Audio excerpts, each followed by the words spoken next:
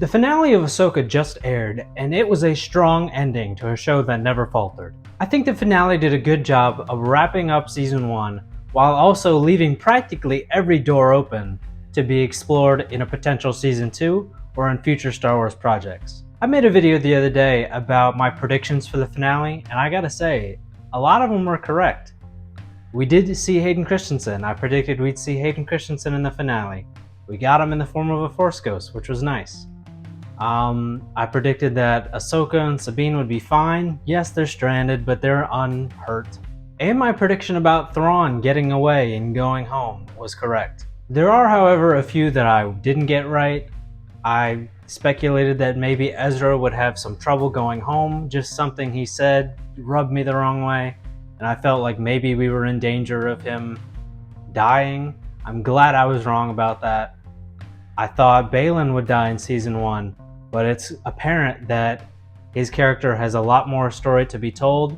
It's unfortunate that we're going to have to recast Ray Stevenson, but I hope whoever fills that role next will be able to do him justice. My prediction about Shin was half right. She didn't come back to the light like I was speculating she might be able to, but she's not loyal to Thrawn. She's going to stay with those Raiders, so I mean, you know, I'm halfway there. Moving past my predictions, the finale gave us a lot of cool moments. For example, the return of zombies to Star Wars. Zombies have been part of Star Wars for a while now. We got them multiple times in the Clone Wars, both Night Sister zombies and Geonosian zombies. But in Ahsoka, we get a twist on the zombie stormtroopers from Legends. I'm not super familiar with that story, but it's nice to see them come into canon in a way that makes sense and is natural.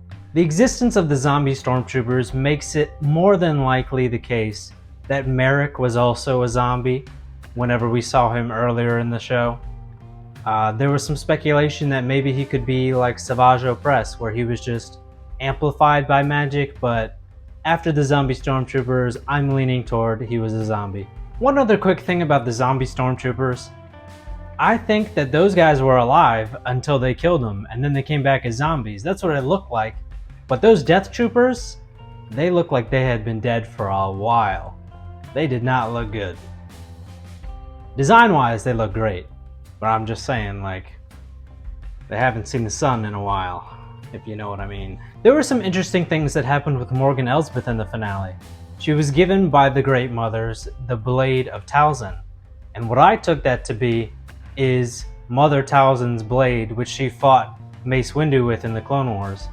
In the animated series, it's more of just pure magic, but in the show, it's a blade with magic surrounding it. And I know that that looks different, and they never gave it a name in the Clone Wars, but that's what I'm taking that to be. Obviously, design changes happen all the time when things are brought into live action, so that's just what my headcanon is right now. And speaking of which, Morgan Elsbeth versus Ahsoka in the finale was one of my favorite fights. I thought it was done really well. And if you watch the finale, you know that Ahsoka kills her and takes the blade. While Ahsoka did lose a lightsaber, she could replace it with the Blade of Talzin. I don't know if that's gonna happen, but I hope she at least keeps it because it's cool. Why not? Can I just say that I am so happy that after years of no resolution to the end of Rebels, Ezra finally gets to go home in this show. I love that for him. It almost made me tear up a little bit when he says hi to Hera. While I'm sure we're going to see Ezra in future stories, I'm just glad that we're leaving his story on a good note for now, after years of him just being gone. And I don't mean years in canon, I mean years of us waiting to find out what happened to him. Well, as I suspected, Thrawn did get away. He got back to our main galaxy. He brought the Chimera with him, and the Great Mothers. And it looks like the first stop is Dathomir. And all that cargo that they're transferring, I saw a theory a while back, and I mean, it's a good theory, and I believe it now. All those crates are rectangles, and they're going to Dathomir. We've visited the zombie thing in this show. I think there's corpses in all those crates. Enough to make a new empire on Dathomir. And to be honest, that makes for a very compelling story. I don't know where that's going to take us or what that's going to entail, but I'm excited to see it whenever it comes up again. We hardly got any Balin or Shin in the finale. We got maybe 10 seconds of the both of them combined in this episode. So we didn't really get any real resolution to Balin.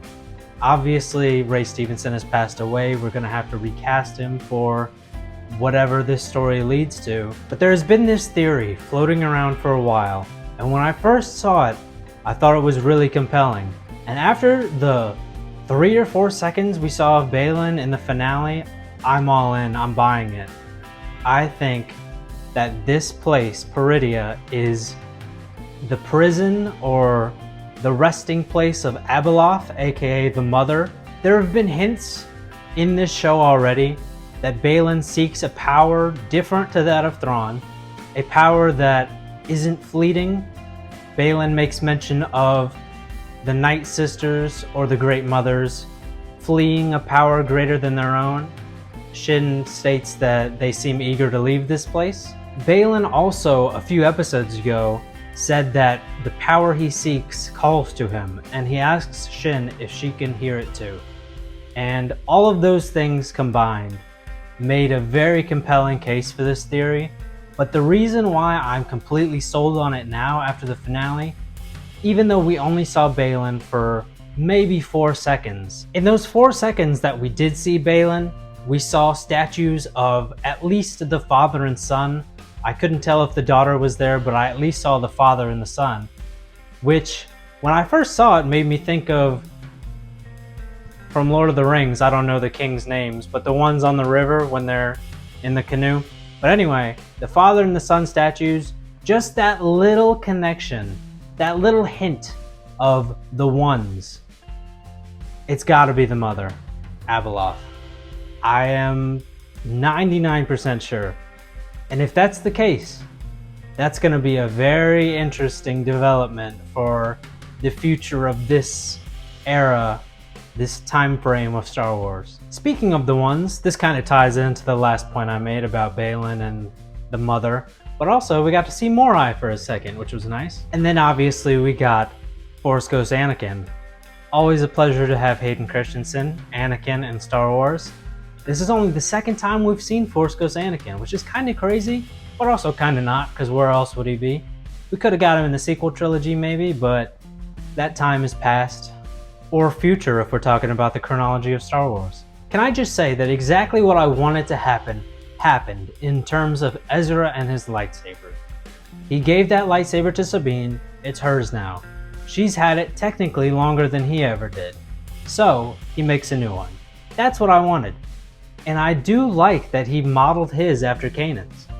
What I don't really love, I don't like that it's blue like Kanan's. I wish we would have stuck with green, just because it's almost too much like Kanan's. I get why it couldn't be green, because they're not going to make 2 people out of 3 have green lightsabers. If they can shake it up and make it different, they're going to do that. But, you know, I still like it. The last thing I want to mention from the finale is they finally did it. They gave Sabine her Force moment. She pulled that lightsaber and she pushed Ezra. I don't really care for it. I never did. I never wanted them to do that. But I don't hate it as much as I thought I would. Maybe it's because I saw it coming since episode 1 or 2 or whenever they did the Sabine Force hint that anyone can use the Force if you have enough discipline talk. I knew that she was going to use it eventually. And I fully expect this to be something that grows on me over time, but for now it's just a little weird. But that's all I've got for now. I'm sure later when I'm editing this I'll remember something important that I forgot to mention, but what can you do?